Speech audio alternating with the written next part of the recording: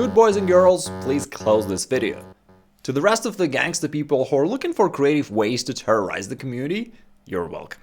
I started this YouTube channel back in 2012 and I've never shared this opening trap because it works so well people just lose motivation to improve. Anyway, I decided to make an exception today and share it just with you and maybe millions of other people who are going to watch this video. Anyway, so initially you surprise your opponent with the move knight to c6, which is something that almost nobody plays.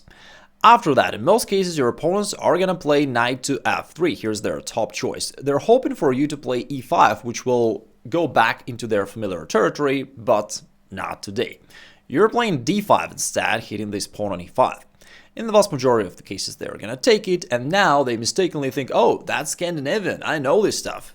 Wrong again. Now you recapture, they go knight c3, but instead of playing any common Scandinavian defense moves, you shift your queen to the kingside. That's the reason, by the way, why we waited for your opponent to play knight f3 on the second move, and why you played knight c6 first and not Scandinavian right away. We want the queen to be here because it's going to support our checkmating attack. Now, your opponent sees that this queen is somewhat annoying, plus you're going to bring the bishop over here and put even more pressure, and therefore they're going to play bishop e2. It also feels good for white to have the bishop opposite to your queen because they hope that they'll have some discovered attack tricks. But again, wrong again. So we're playing bishop g4, still insisting on our pin. In this position, as you can see, they'll usually either castle or play h3. It doesn't matter for us because it's going to lead to the exact same position. h3 right now does not create a threat. The pawn is still pinned down to the rook, which means that this move doesn't do anything. They need to castle anyway. So let's follow along with the main line. So let's say they castle, you play knight f6 right here, we need the knight right here. And now they play h3. Why? Because they're annoyed by your bishop over here. And if they don't play h3, guess what? You can castle queenside, push the pawn forward and attack them. It doesn't feel good anyway. So at some point they will probably need to play h3. And objectively speaking, it is the right move. The problem is, in most cases, they just lose after that. Because what happens is, of course, we're not going to chicken out and just trade off our bishop. We're going to destroy his castling by bishop takes h3, aiming for the checkmating attack. And really, it's really difficult for white to get out of this. By the way, they have to accept the sacrifice. If they try any tricks such as knight h2, second most played move, that doesn't work. I mean, they're hoping to somehow counterattack, but it fails to a number of reasons. For example, queen g6 just pins this pawn and attacks the king, and they're done. So that's not an option. They have to bite the bullet and go down the rabbit hole of this nasty attack of yours.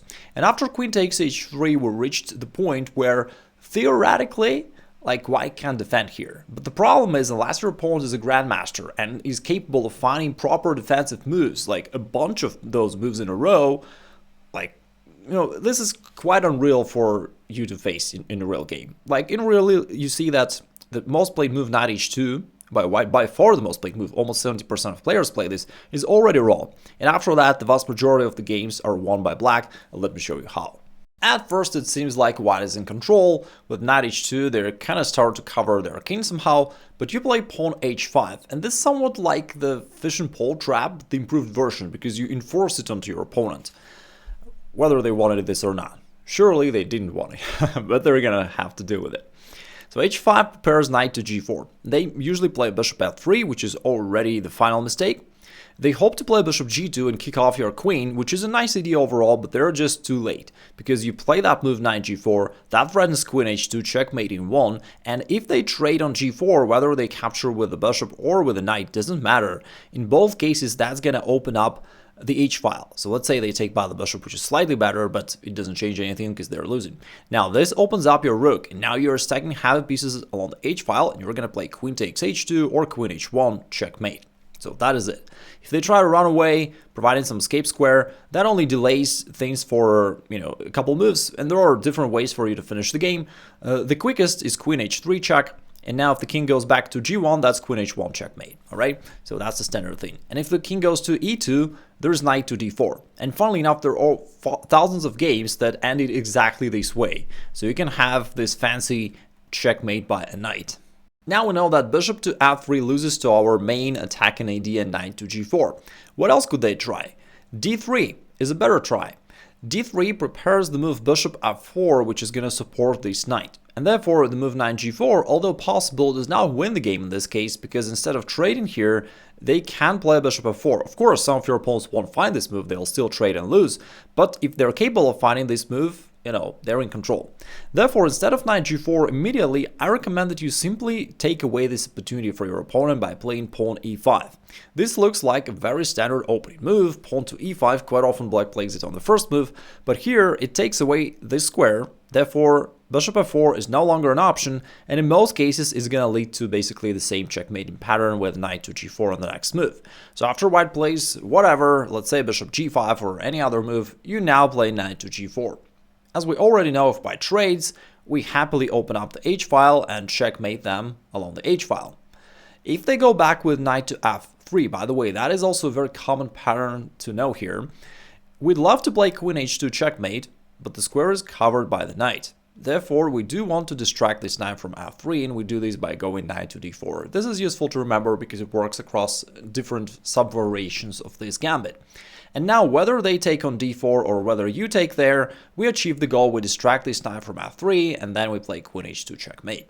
Now it's time to address the elephant in the room, aka Stockfish. It says that white should play pawn d4. And although it's a good move, obviously, but the downside of this move is that the pawn on d4 becomes vulnerable. And what you can do here, well, you have a number of options, but you can castle queenside, and now you hit this pawn on d4 twice. And let's also not forget that although you sacrificed a piece, but you got 2 pawns for that sacrificed piece. Therefore, if you can grab the third pawn, then the material balance will become equal, which means that it's going to be not too bad for you either way. Even if you don't end up checkmating right away, the material balance will be equal and the game goes on. Now, in this case, in most cases, white sees this threat that you're going to attack this pawn, and they play bishop e3. After that, there are different ways to go about this. You can strike in the center with e5, taking advantage of this opposition. That's a good move to play, but I recommend e6 just for its simplicity. It looks like just a developing move, but there is a hidden idea that your opponents typically overlook. They play some move, whatever, and after they play, let's say bishop f3, still trying to bring the bishop over to g2 and kick off your queen, you now play bishop d6. That's what your opponent overlooked. e6 was not just a move, it prepared bishop d6, which creates this checkmating threat, and white has no defense. Therefore, on the next move, we're going to grab the knight either by the queen or bishop, and it's game over. You may be wondering, Igor, it's all good, but how about white playing pawn to d4, not knight f3? Even though knight f3 is the most popular, some of your opponents may choose to play d4 grab in the center. In this case, I recommend that you go for the e5 line, which is also super tricky and very aggressive. Recently, I recorded a special video about this, and I'll drop a link below in the description, and you can check it out later. With that being said, the last thing I want is for you to just rely on this single cheap trick and to stop exploring the real beauty of chess. So I do recommend that you check out my free masterclass about chess strategy and positional play, which is something more meaningful and more useful for your overall chess progress. Either way, keep crushing it, and I'll talk to you soon.